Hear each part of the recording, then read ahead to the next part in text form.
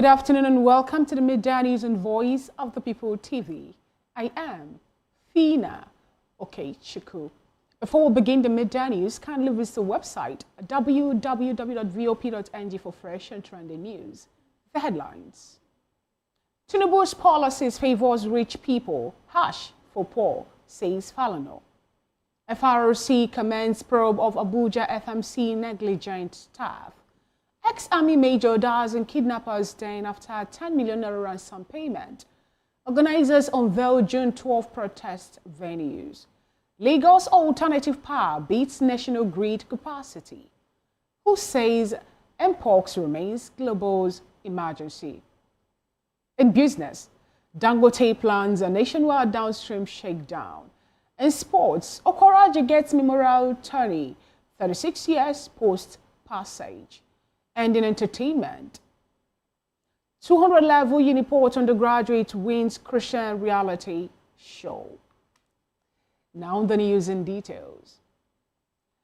Human rights lawyers and senior advocate of Nigeria, Femi Falana, has criticized the administration of President Bola Tinubu, saying its economic policies have bettered only the lives of the rich while worsening the plight of the masses.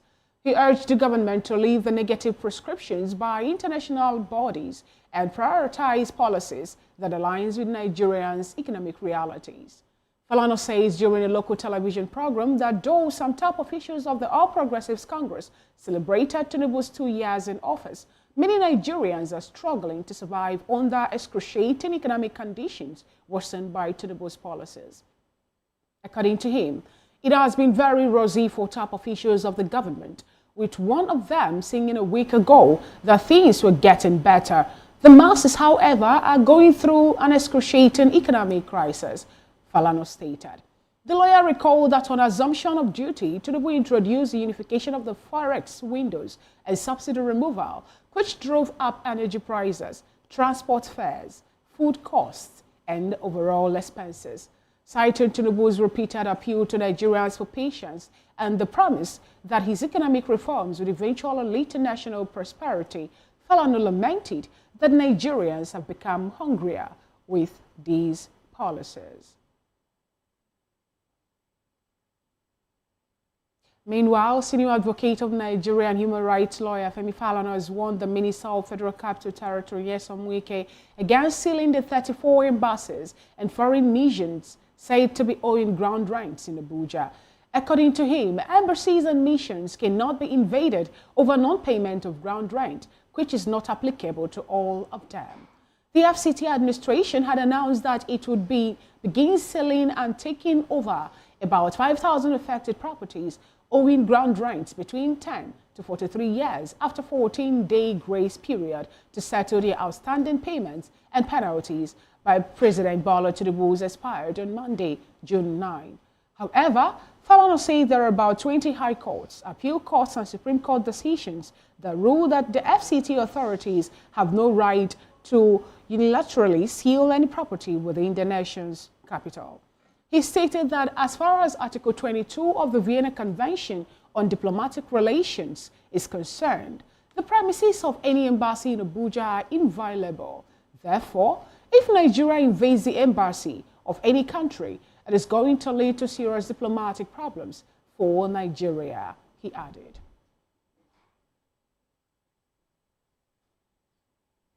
The Federal Safety Corps has commended the Federal Medical Center, Jabi, in Abuja for investigating the alleged staff neglect of an accident victim at the facility. A citizen had rescued the victims from a crash scene within the Federal Capital Territory, but the FMC staff on duty abandoned the most severely injured in the man's car over some alleged lacking basic necessities. However, the head of clinical services at the hospital, Dr. Bioko Muftau, said the patient with head injury was stabilized, treated and discharged on Sunday, while the remaining 2 victims with minor scratches also left the hospital the same day. He added that 8 health workers, comprising 4 doctors, 2 nurses and 2 health assistants, were currently being investigated over the incident, while the number may increase depending on the responses of the staff on the investigation. Reacting to the Muftuang's report, the FRSC Co-Marshal Shehu Mohammed emphasized that timely and adequate medical attention is imperative in reducing mortality rate and improving outcomes for crash victims. This report says that retired Major Joe Ajayi, who was kidnapped on May 21, 2025 from his residence in Odoabe in Kababunu local government area of Kogi State, has died in the kidnappers' den in spite of 10 million naira ransom paid for his release. Lamenting the death of the 80-year-old, the Bunu Leaders Forum laid his gruesome death on the conscience of Nigerian leaders who they say neglected their duties to the nation's call. According to reports, an initial 50 million naira demand by the abductors lingered for a long time as the family could not pay, leading to his health deteriorating as he had no access to his medication. The kidnappers were said to have told the family that their plea to send his medication would attract an extra cost, which the family could not also shoulder. However, the abductors were said to have reduced the ransom to 10 million naira on discovering that Ajayi would not survive. Reports say that the family, believing that Ajayi was still alive, quickly paid the 10 million naira for his rescue and was directed to the spot where they met him dead. In another sad development, Lieutenant Commander in the Nigerian Navy, M. Buba, was reportedly stabbed to death by a suspected phone snatcher in Kaduna. Buba's attackers reportedly stabbed him on the chest with a knife at a bus stop before Kawo flyover in Kaduna after he alighted from his car over a flat tire. According to Kaduna Police spokesperson Mansari Hassan, the officer suffered injuries and was rushed to Mana Hospital, where a medical doctor declared him dead. He added, however, that a mob overpowered the suspect as he attempted to flee and beat him to death. Meanwhile, a joint security team in Katsina State has forwarded a kidnap attempt to rescue 11 victims in Damusa local government area of the state. According to the police relation officer of the Katsina State Command, Abubakar Aliyu, the Commissioner of Police, Bello Shehu, commended the operatives for their bravery and reaffirmed the command's commitment to fighting the menace in the state.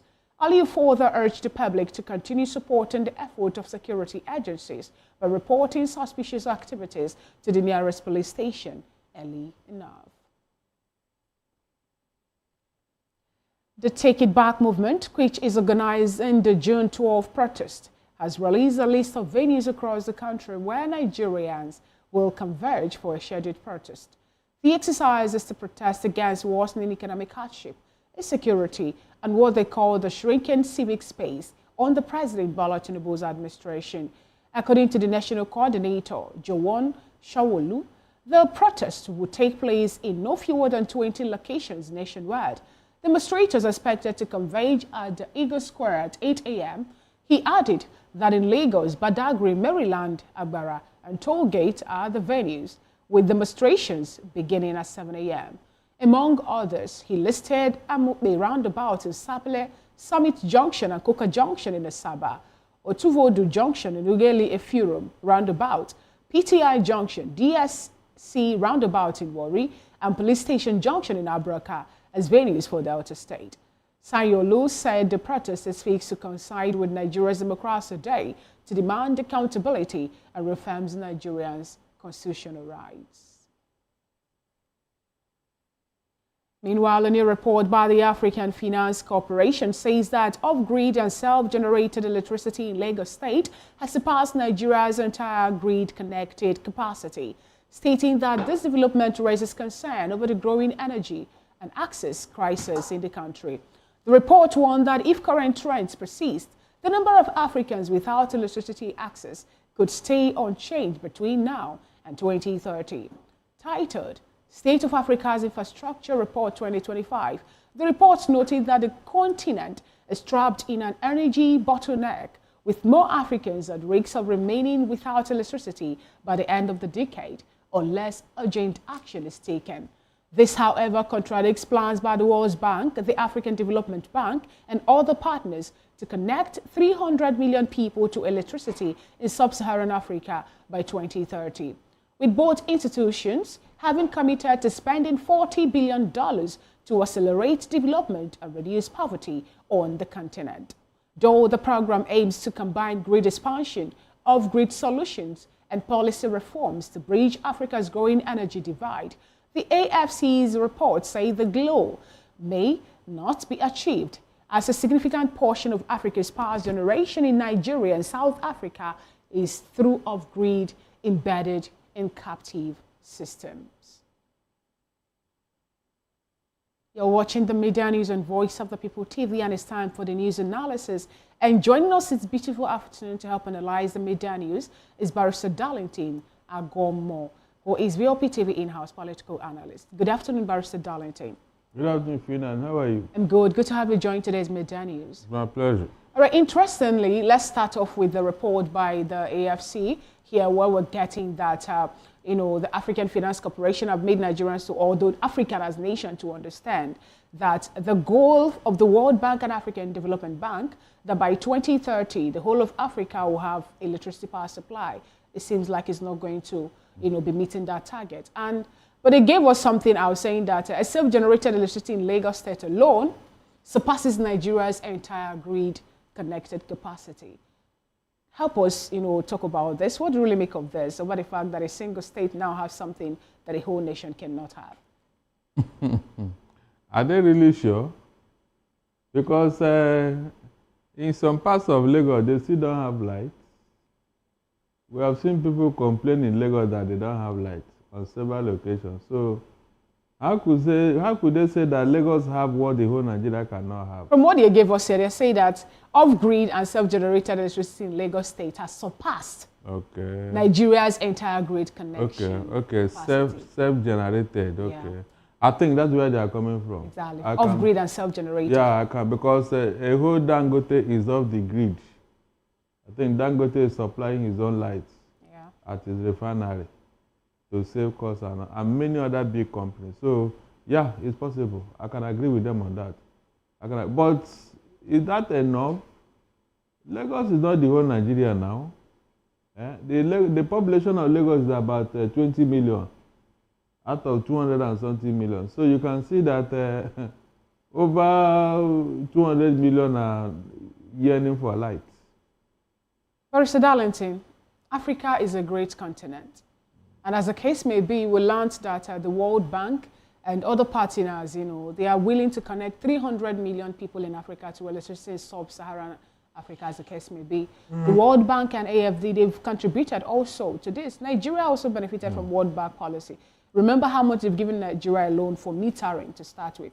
Over 40 billion dollars is what they have spent already to accelerate making sure that Africa as a continent is being fixed on this power supply, steady power supply.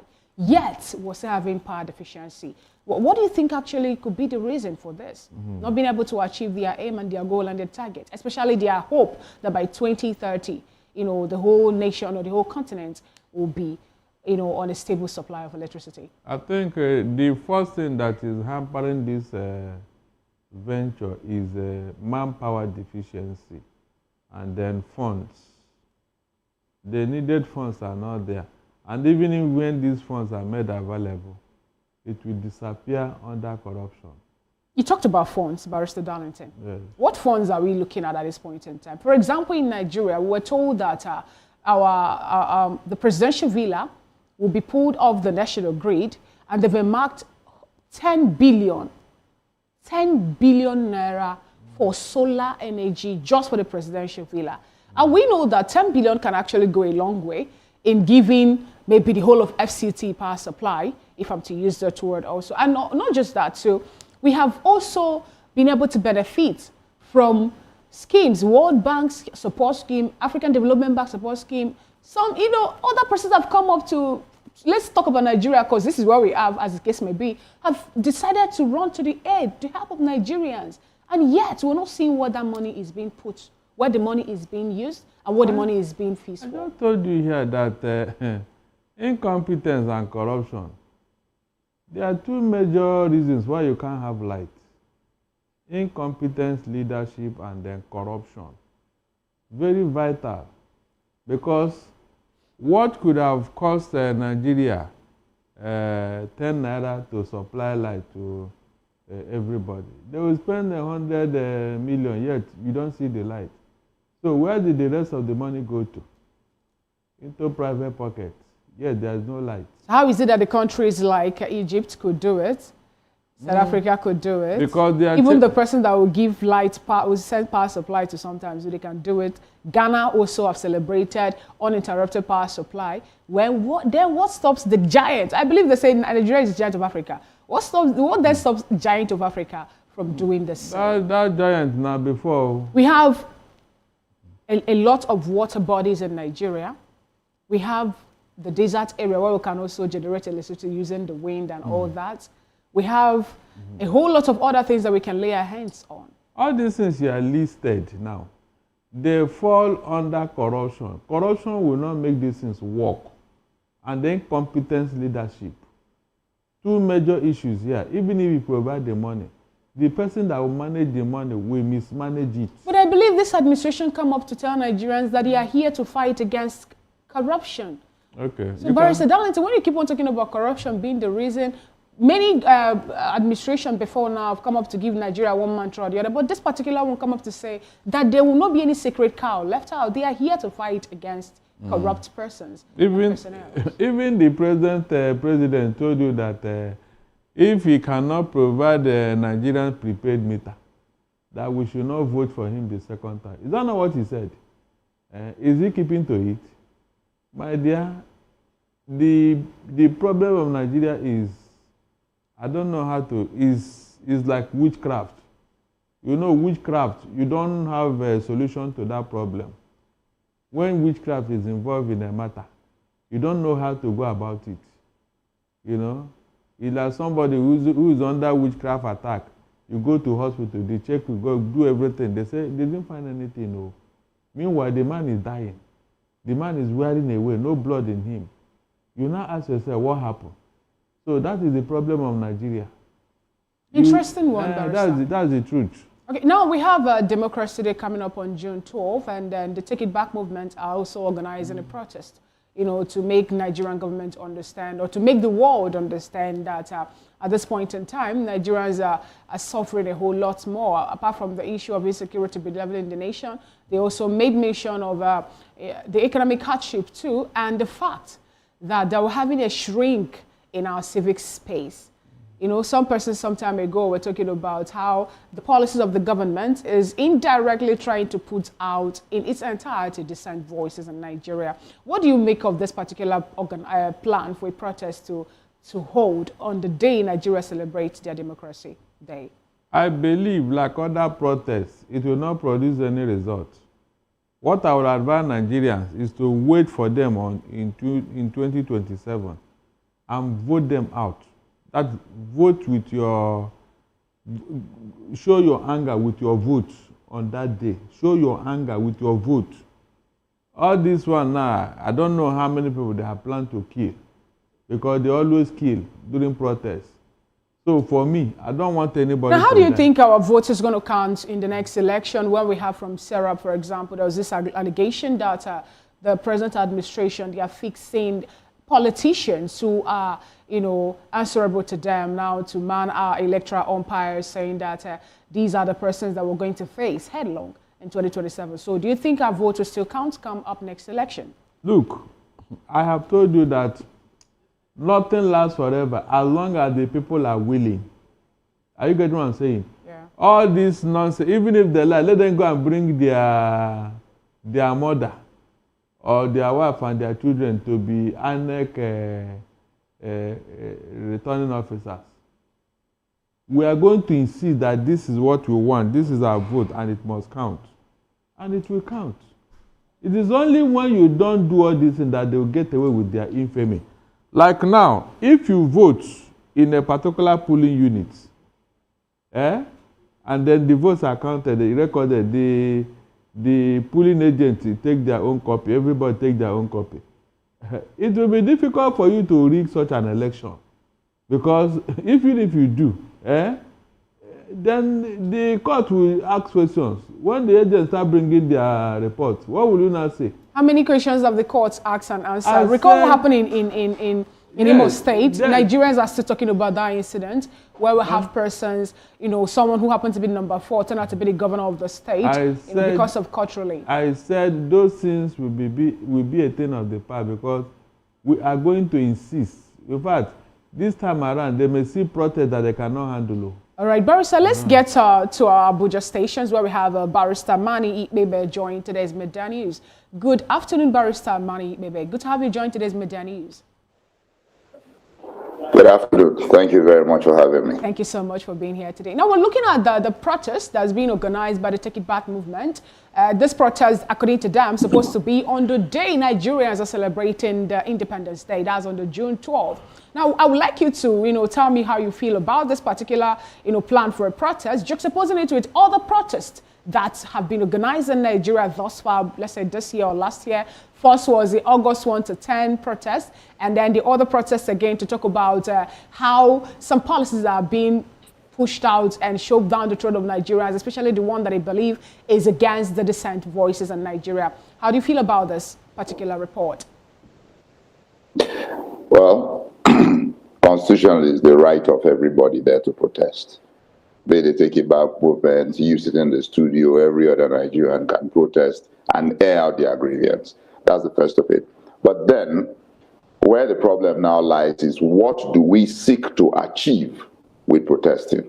Is it that we want to protest for the government to change? Is it that we want to protest for the government to review its policies? Is it that we want to protest for the government to know that we exist as a people? Or we just want to protest for the government to know that as a certain group of people, we can put our voices and lend them to whatever is happening in the country? So I feel that we've had one protest too many in Nigeria that has not yielded any tangible results. The results we are supposed to be getting are results that will actually look at critically at the policies of government. Since, a lot of people say jokingly that I should try and remember that the dollar was 140 naira and petrol was 135 naira or so on the morning of May 29, 2023. How much are you buying petrol today? How much is the dollar?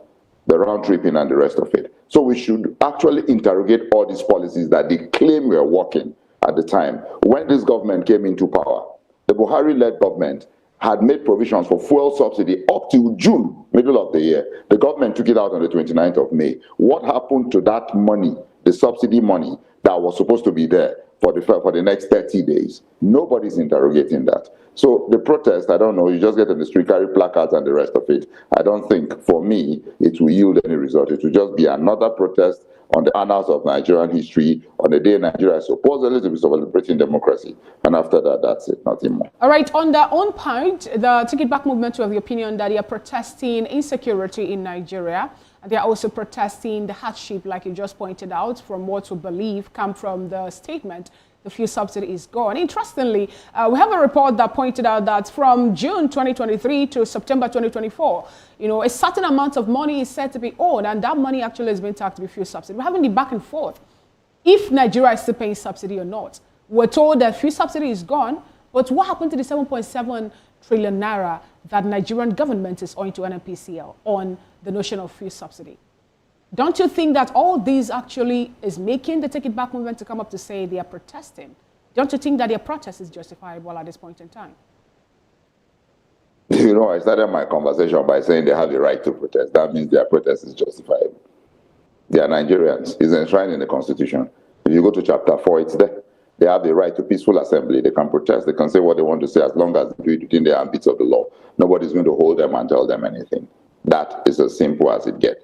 But what we're trying to say is very simple. You want to protest insecurity in the country. Are you interrogating the fact that monies have been allocated for the war in the Northeast and then to curb insecurity all over? Are you interrogating that money to check where the money goes to so that somebody will be held responsible? Are you looking at the fact that in the Benue Valley, that is, I'm talking about Plateau, Nasarawa, and those axes, that there are wanton killings going on and nobody is saying anything because they cannot say or will not say?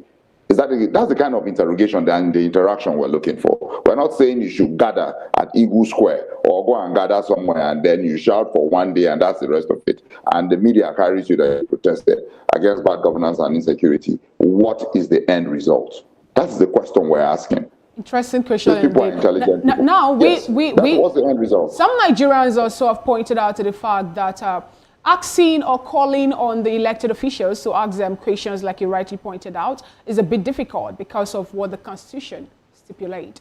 At this point in time, what then do you think Nigerians can do for them to be able to hold the leaders responsible when we know that recalling our elected officials, especially those in the National Assembly, it's more like something that cannot happen at this point in time. So what then do you think they can do, if not just to protest?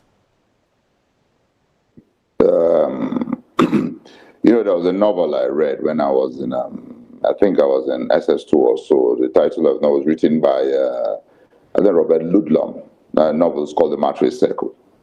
You know, Ludlum said something in that novel, that you don't solve a problem, you take out the source of the problem.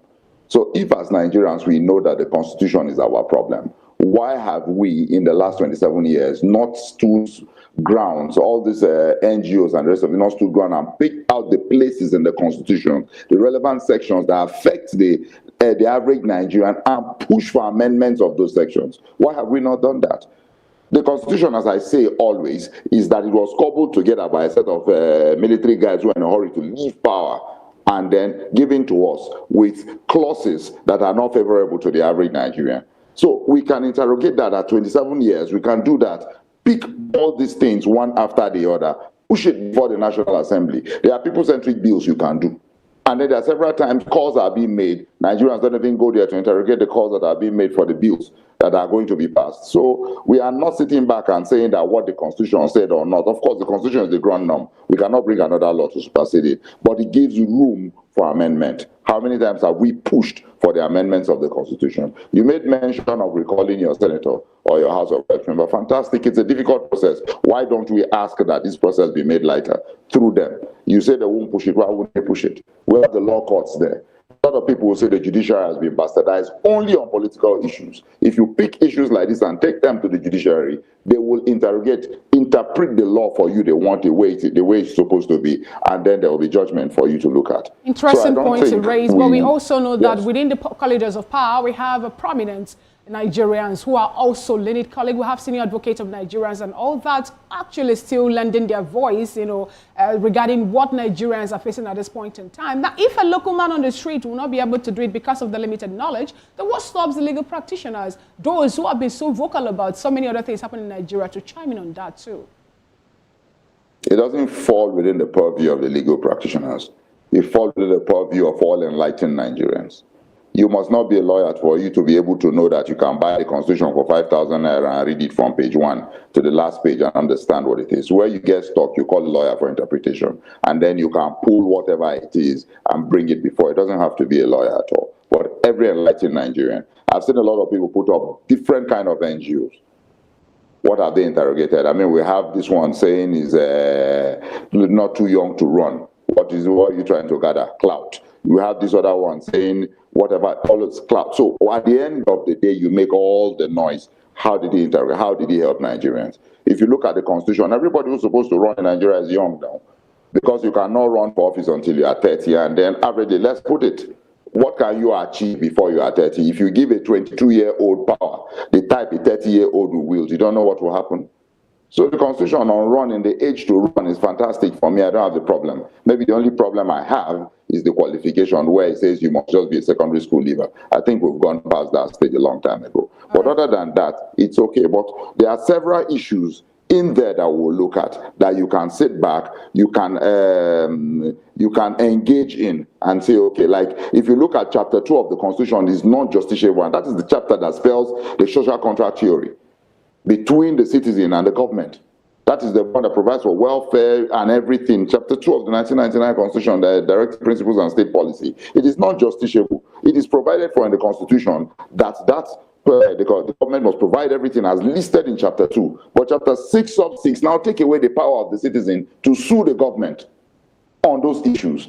So why can we not interrogate that and say, no, we can't accept it. You can't list these things as lofty as they are, and we don't have the right to enforce it. All right, you just made mention of suing the government. Yes. Let me just get, just in 30 seconds, do you think with the way things are being done in Nigeria, looking at the political space, the fact that we're not seeing a clear, separation of power on checks and balances within the three arms, do you think that Nigerians suing a government over the infringement on our right as citizens is going to see the light of the day? You see, you just took me back to the first point of saying the Constitution is flawed. They got the three arms of government are supposed to be executive, the judiciary, and the legislature. The executive is on its own. The judiciary, quote me anywhere, an appendage of the executive, because it is the president that appoints the chief judge with the clearance from National Judicial Commission. So how can you appoint me, sign my letter, and you want me to oppose you? It's not possible. And it's the president that still removed the chief judge. We saw it happen with Tonoghen. Same thing with the state governors and the rest of it. The legislature, yes, a bit of semblance of independence there when you have somebody who's headstrong, like what Saraki did during his tenure. I think it's the 7th Assembly or what. But then in the last two, what we call them rubber stamp. Why? Because there are people kowtowing to the president. You are from the same party. So we go back to the Constitution. You clearly define the roles of appointment and all of that, of these three arms of government. They know how independent they are. They know where their money is coming from, the sources and the rest of it. And at the end of the day, you won't have one trying to bulwark the other one into accepting what it's doing. It's not doable anywhere in the world. You see the president of parliament in the UK stand up to the prime minister. You see the speaker in the United States, in the Congress, stand up to the president. It is not anything, but in Nigeria here, you can't do it. A Godswill Akpabio cannot get up today and fault President Bola Ahmed Tinubu. Why? Because Bola Ahmed Tinubu brought him there. I made mention of Saraki because Saraki stood his ground. He knew what his powers are. Thank you. Thank you so much, Barrister Mani, for your contribution. You're in Abuja, right? Now, I wanted to give us, can you help us out with what is really happening in Abuja over the fact that Wike, the Minister of FCT, has been revoking licenses and a whole lot of things, to the point that we're getting that 34 embassies and foreign missions stand the point of losing their right to ownership of the property over land, not paying the ground rent and all that. According to FCT Minister, this particular money has been earned to, I think, 11 years or thereabout. Can you help us out with this? Yes, the issue of ground rent is statutory. Okay. You are allocated property, you are supposed to pay ground rent. So whether you are a ministry, you are a private citizen, you are an embassy, it is stated in the law that you must pay ground rent. And there are penalties for not paying ground rent. So if the embassies are falling foul of those penalties, the minister has every right to operate within the ambit of the law. Does that also include what the Treaty of the Vienna stated also about that in clause 22 and 23 about that particular ground rent? Are Nigerians aware of that also? Because we could recall that a part of that particular convention treaty talked about if it is obligatory or if it is a tax. So can you help us? Do you have any idea if Nigeria, at this particular time, and the embassies and the missions that they have not paid this ground rent according to the FCT minister, are they paying it as a tax or an obligation? Or can you help us, around that? When you come, there's an African proverb that says when you come to somebody's house, you abide by the law and regulations of that person's house. So Nigeria, we are governed by the Land Use Act. Whatever convention that we try to be treaty to and the rest of it is just mere persuasive conventions. We'll still go back to what the Land Use Act says, and that is what we'll enforce. All right, thank you so much. Thank you so much, Barrister Iwene. Thank you for being part of today's Midday News. Thank you. I sincerely appreciate your presence in today's Midday News. Now, Barrister Darlington, let me get your opinion also on this particular one before we draw the curtain. Yes, you see, if an embassy is seen or regarded as part of that country's land, then you should give them some respect when matters like this show up. You cannot go into that land on your own willy-nilly to do anything. That means you are calling for war. It's a violation of another sovereign state territory.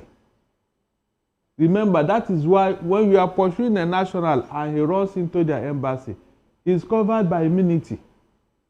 You can't do anything forcefully on that particular embassy. It's not allowed.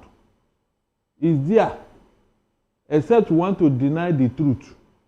An embassy is like a country. The country that owns the embassy is seen as their own land in your country. So you must respect it. Even if you want to do anything, it must be by dialogue, not by force. All right. You can't do that. It's not allowed. Thank you. And I believe Nigeria is aware of all these particular treaties that we signed, you know, and the consequences and repercussions if we're to deflout or go against them. Thank you so much, Barrister Darlington Agomo, for being part of today's Midday News. It's interesting, you know, listening to you analyze some of the stories too. And also, thank you, Barrister Mani Mebe, for being part of today's Midday News. And here's where we draw the curtain on Midday News and Voice of the People television. Do all to stay with us for more stories that made it to the bulletin.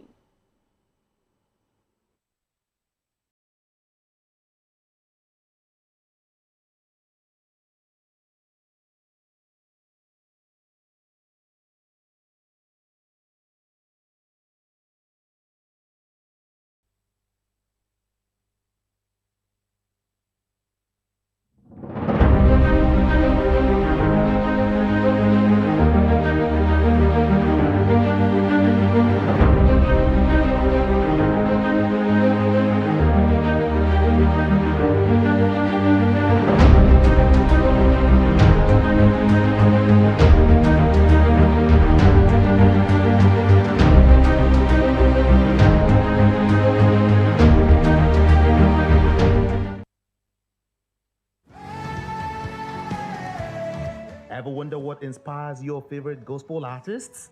Explore and discover the rich heritage of continental gospel music and how this transformative journey has evolved and shaped cultures around the world. As we dig deep into archival treasures, feel the energy in our praise jam, Gospel Fusion on Voice of the People television. Tune in this Sunday, 3 to 4 p.m. and be part of a transformative experience that uplifts and inspires.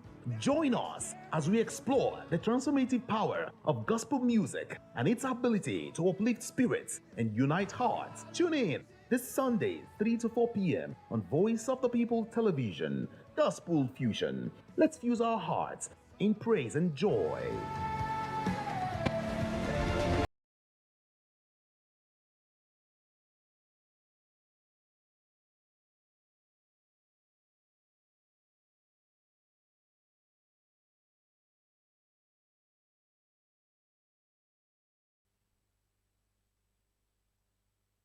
Welcome back to the Media News and Voice of the People television. The Director General of the World Health Organization, Dr. Tedros Ghebreyesus, has warned that the Mpox upsurge continues to meet the international health regulations criteria of public health emergency. This follows the fourth meeting of the IHR Emergency Committee regarding the upsurge of Mpox. According to IHR, the committee, recognizing progress in the capacity to respond in certain countries, advised the Director General that the event continues to constitute a public health emergency. The committee said this was based on the continuing rise in the number of cases, including a recent increase in West Africa and likely ongoing undetected transmission in some countries beyond the African continent. It added that ongoing operational challenges in responding to the event, including surveillance and diagnostics, as well as lack of funding, make prioritizing response interventions challenging. Meanwhile, the Nigeria Center for Disease Control and Prevention says the Ondo, Bauchi, Edo, Taraba, and Ebonyi states accounted for 90% of all confirmed Lassa fever cases in Nigeria in 2025. The agency disclosed this in its latest Epidemiological Week 21 report, which said that Nigeria has recorded 739 confirmed cases of Lassa fever and 141 deaths, resulting in a case fatality ratio of 19.1%. This, it said, is a slight increase from the 18.1% the CFR reported during the same period in 2024. Lassa fever is a viral hemorrhagic disease caused by the Lassa virus, primarily transmitted through contact with food or household items contaminated by the urine, feces, or saliva of infected rodents. Away from that report, Vice President Kashim Shettima has inaugurated 375 tractors refurbished in Borno, by the National Agency for Science and Engineering Infrastructure. The tractors were restored under the National Asset Restoration Program aimed at boosting mechanized farming and food security in line with President Tinubu'S renewed hope agenda. Shetima, who launched the project at the Borno State Agricultural Mechanization Farm Center, Maiduguri, and decried Nigeria's poor maintenance culture, said the initiative responded to Nigeria's long-standing challenge of handling abandoned or poorly maintained assets. The Lagos State government has reaffirmed its commitment to protecting the state's coastline and building sustainable infrastructure to tackle the effects of climate change. The spokesperson for the State Ministry of Environment and Water Resources, Kunle Additional, disclosed this in a statement. According to the statement, the State Commissioner for the Environment and Water Resources, Tokumbo Wahab, restated the commitment while representing the state at the ongoing United Nations Ocean Conference in Nice, France. Wahab stated that Lagos, as a coastal state, faces multiple climate threats, including rising sea levels, extreme rainfall, and excessive heat. Wahab disclosed that the state had cleared primary and secondary drainage channels all year round to reduce the risks of flooding, adding that 76 kilometers of trapezoidal drainage system had been constructed in the last 2 years. Meanwhile, reactions have continued to trail a warning by former Chief Whip of the Senate, Senator Ali Ndume, to President Bola Tinubu. Ndume urged the president to learn from the political downfall of former President Goodluck Jonathan in 2015, expressing concern over growing public dissatisfactions with the current administration amid worsening economic hardship. Voice of the People's TV, Matthew Ogunsuarda, gathered public opinion and provides further insight in this report. Whip Senator Ali Ndume has warned that President Bola Ahmed Tinubu risks defeat in the next general election if he fails to learn from the mistakes that cost former President Goodluck Jonathan his re-election in 2015.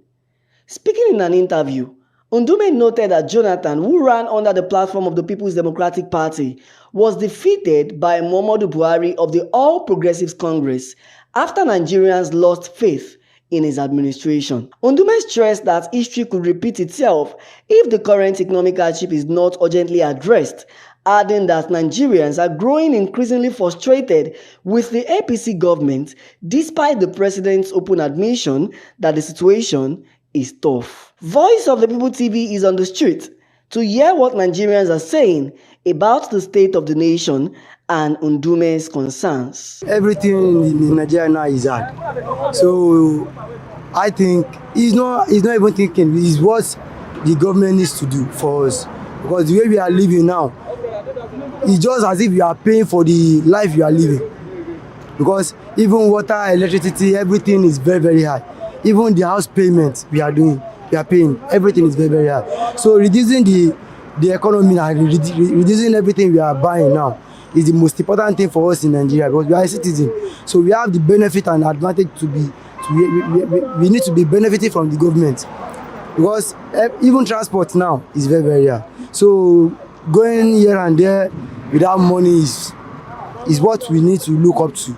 Focusing on the economic hardship in Nigeria is the most important, because a lot of people are crying, a lot of people are dying for hunger.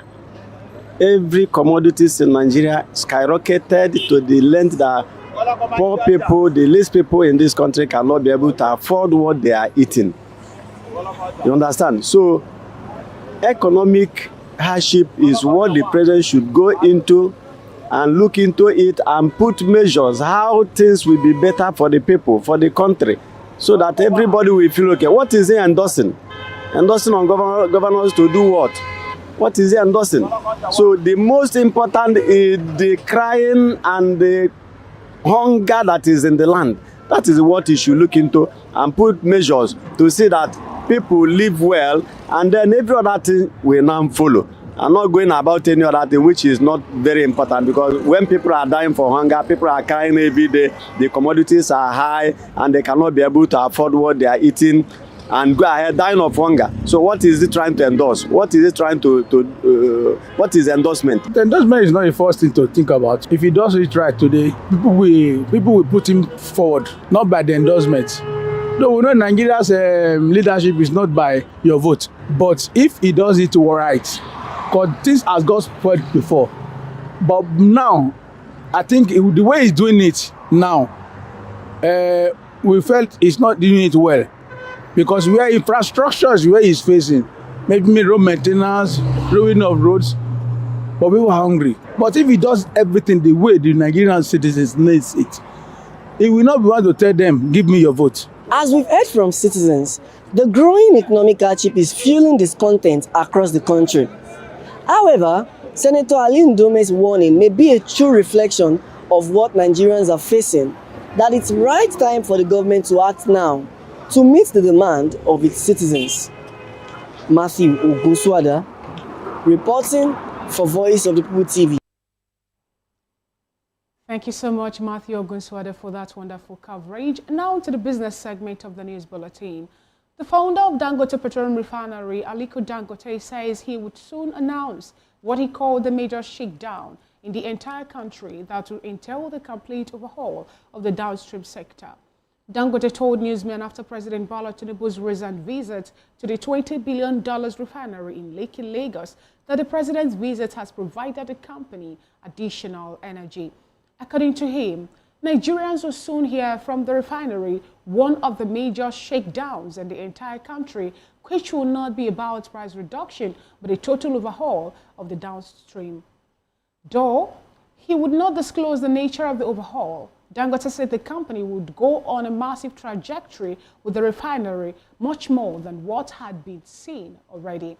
He added that in the next 5 years, the refinery will be on the back burner, while also restrained that it would be listed on the stock exchange market, starting with the fertilizer company this year. The federal government is expected to lose $4 million from a World Bank loan after failing to meet auditing standards on a key revenue reform covering the Federal Inland Revenue Service and the Nigeria Customs Service. The fund was part of the $103 million Fiscal Governance and Institutions Project, a public financial management initiative financed through a credit facility from the International Development Association. According to the World Bank's restructuring paper of June 2025, the revenue assurance audit covering the FIRS and customs for the 2018 to 2021 financial years was accessed and not achieved because the reports submitted did not meet international auditing standards. The document stated that these intermediate results to be implemented by the Office of Auditor General of the Federation were assessed as not achieved by the independent verification agent because the reports submitted for verification did not meet the requisite international auditing standard. In sports, 36 years after the football legend died on the pitch while in the service of the country, the Nigeria Football Federation has approved the Sam Okoroji Secondary School Soccer Championship across Nigeria. This is sequel to the endorsement by the Senate Committee on Sports Development, led by Senator Abdul Ningi. Billed to be an annual event, it is an initiative of the Samuel Okoroji Foundation to immortalize the late Nigerian international who slumped and died in August 1989 at the National Stadium, Lagos, during a crucial FIFA World Cup qualifier against Angola.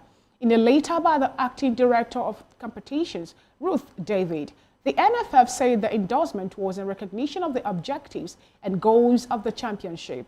These, it stated, would not only impact positively on the participated youths, but also the development of football in the country. The NFF also appreciated the foundation for its vision to contribute to the growth and development of grassroots football in Nigeria. It further appealed to the organizers to adhere to the extant rules of football as approved by the Federation of International Football Association during the nationwide competition set to kick off later this year. In entertainment, 18-year-old David Amakiri has won the first Christian reality television show in Nigeria and Africa. The 200-level student of biomedical technology, at the University of Port Harcourt, beat 8 other contestants, claimed the ₦1 million grand prize. Competing against some graduates, Amakara scored the highest in various assessments, including essay writing and general knowledge, question on politics, current affairs, medical science, and Christian religious knowledge. He attributed his success to thorough preparation, stating that he really prepared hard for the competition and was quite humble to have emerged winner among other equally talented contestants. That is it on the media news, but before we go, another quick at the headlines. Tinubu'S policies favors rich people, hash for poor, says Falana. FRC commends probe of Abuja FMC negligent staff. Ex-army major dies in kidnapper's den after ₦10 million payment. Organizers unveils June 12 protest venues. Lagos alternative power beats national grid capacity. WHO says Mpox remains global emergency. In business, we told you the Dangote plans nationwide downstream shakedown. In sports, Okoraji gets memorial attorney 30 years post-passage. And in entertainment, 200-level Uniport undergraduate wins Christian reality show. That is it on the Media News and Voice of the People TV. Do hope to subscribe to our YouTube channel. On YouTube, we are at Voice of the People TV. I am Fina Okechukwu. Good afternoon.